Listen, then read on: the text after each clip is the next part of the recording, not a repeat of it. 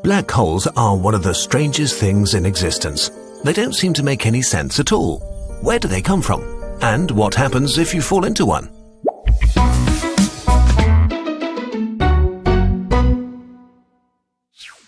Stars are incredibly massive collections of mostly hydrogen atoms that collapse from enormous gas clouds under their own gravity. In their core, nuclear fusion crushes hydrogen atoms into helium, releasing a tremendous amount of energy. This energy, in the form of radiation, pushes against gravity, maintaining a delicate balance between the two forces. As long as there is fusion in the core, a star remains stable enough. But for stars with way more mass than our own Sun, the heat and pressure at the core allow them to fuse heavier elements until they reach iron. Unlike all the elements that went before, the fusion process that creates iron doesn't generate any energy. Iron builds up at the center of the star until it reaches a critical amount, and the balance between radiation and gravity is suddenly broken. The core collapses. Within a fraction of a second, the star implodes, moving at about a quarter of the speed of light, feeding even more mass into the core. It's at this very moment that all the heavier elements in the universe are created as the star dies in a supernova explosion. This produces either a neutron star, or if the star is massive enough, the entire mass of the core collapses into a black hole. If you looked at a black hole, what you'd really be seeing is the event horizon. Anything that crosses the event horizon needs to be traveling faster than the speed of light to escape. In other words, it's impossible. So we just see a black sphere reflecting nothing.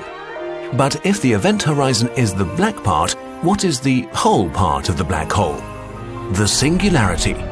We're not sure what it is exactly. A singularity may be infinitely dense, meaning all its mass is concentrated into a single point in space with no surface or volume, or something completely different. Right now, we just don't know. It's like a dividing by zero error. By the way, black holes do not suck things up like a vacuum cleaner. If we were to swap the Sun for an equally massive black hole, nothing much would change for Earth, except that we would freeze to death, of course. What would happen to you if you fell into a black hole? The experience of time is different around black holes. From the outside, you seem to slow down as you approach the event horizon, so time passes slower for you. At some point, you would appear to freeze in time, slowly turn red, and disappear. While from your perspective, you can watch the rest of the universe in fast forward, kind of like seeing into the future. Right now, we don't know what happens next, but we think it could be one of two things. One, you die a quick death. A black hole curves space so much that once you cross the event horizon, there is only one possible direction. You can take this literally. Inside the event horizon, you can only go in one direction. It's like being in a really tight alley that closes behind you after each step. The mass of a black hole is so concentrated, at some point even tiny distances of a few centimeters would mean that gravity acts with millions of times more force on different parts of your body. Your cells get torn apart as your body stretches more and more until you're a hot stream of plasma, one atom wide. 2. You die a very quick death. Very soon after you cross the event horizon, you would hit a firewall and be terminated in an instant. Neither of these options are particularly pleasant. How soon you would die depends on the mass of the black hole.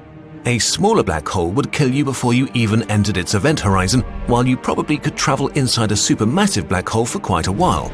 As a rule of thumb, the further away from the singularity you are, the longer you live. Black holes come in different sizes.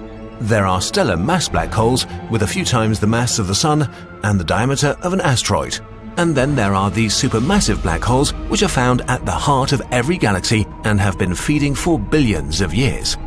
Currently, the largest supermassive black hole known is S50014 plus 81, 40 billion times the mass of our Sun. It is 236.7 billion kilometers in diameter, which is 47 times the distance from the Sun to Pluto. As powerful as black holes are, they will eventually evaporate through a process called Hawking radiation. To understand how this works, we have to look at empty space. Empty space is not really empty, but filled with virtual particles popping into existence and annihilating each other again. When this happens right on the edge of a black hole, one of the virtual particles will be drawn into the black hole and the other will escape and become a real particle. So the black hole is losing energy. This happens incredibly slowly at first and gets faster as the black hole becomes smaller.